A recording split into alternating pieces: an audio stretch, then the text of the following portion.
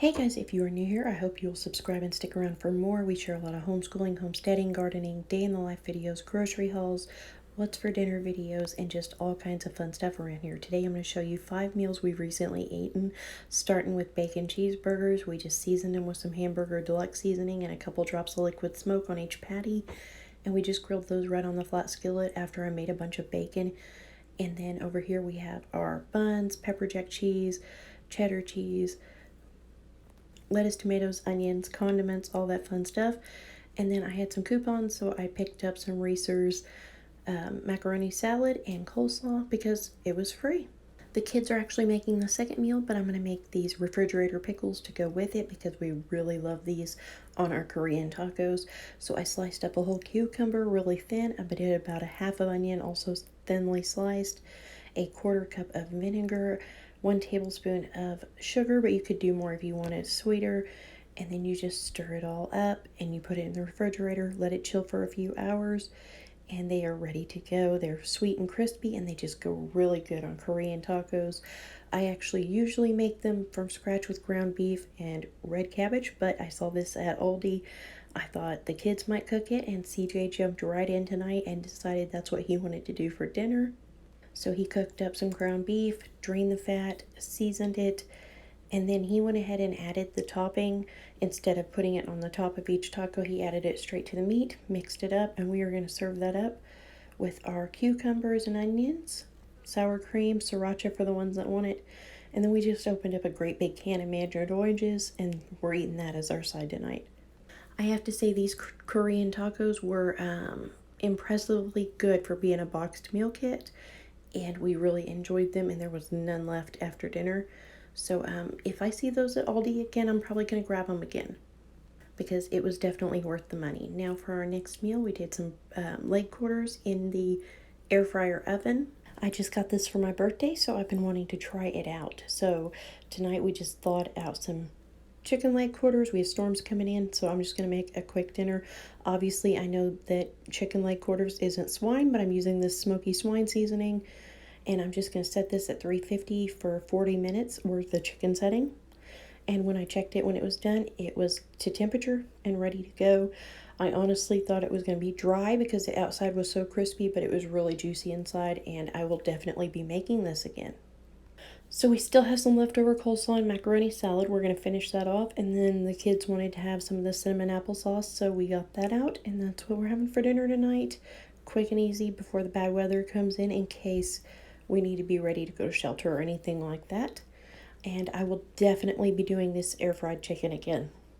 And I told my father-in-law about it, and he tried it as well in his air fryer, and he loved it too.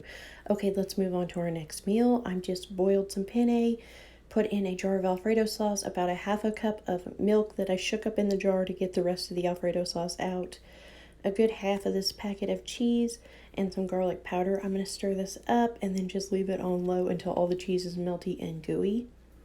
I also have a pot of corn boiling as a vegetable side, and then we are going to do some fish sticks in the air fryer oven, and I'm also going to do a pan of just sauteed shrimp because some of the kids like shrimp, some do not.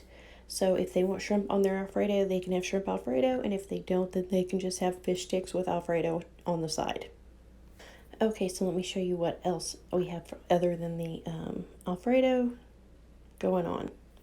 Here is the shrimp. It's just a bag of salad shrimp and some butter and a little bit of onion powder, and then I'm going to go ahead and use some of the Zatarain's Creole seasoning and add that to it just to kind of give it a little bit more flavor.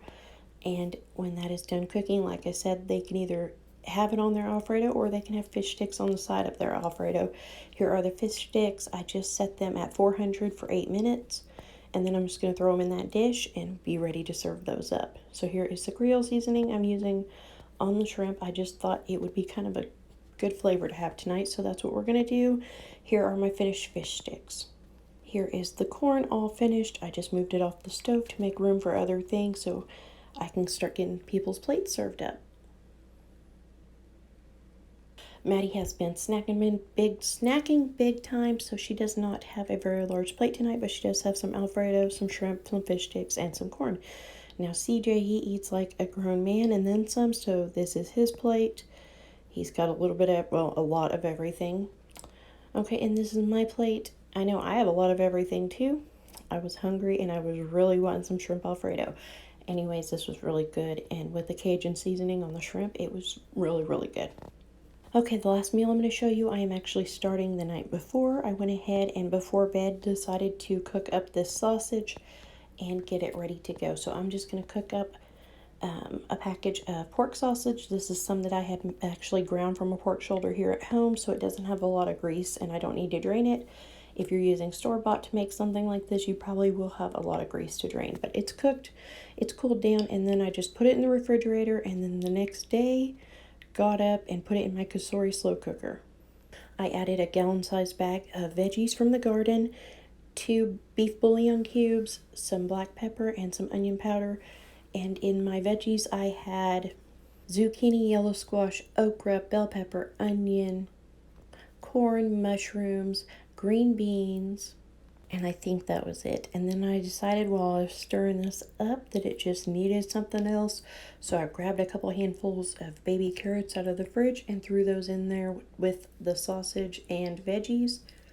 And I also added a bag that I had in the freezer of tomato sauce. Is probably equal to about 32 ounces of tomato sauce. And then I just added enough water to fill up the pot.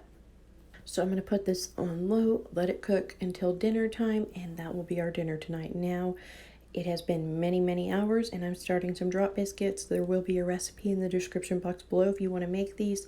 They are cheddar garlic biscuits, and they're so, so, so deliciously yummy, and we love these. I don't make them near enough. Anyways, I'll put the recipe in the description box below.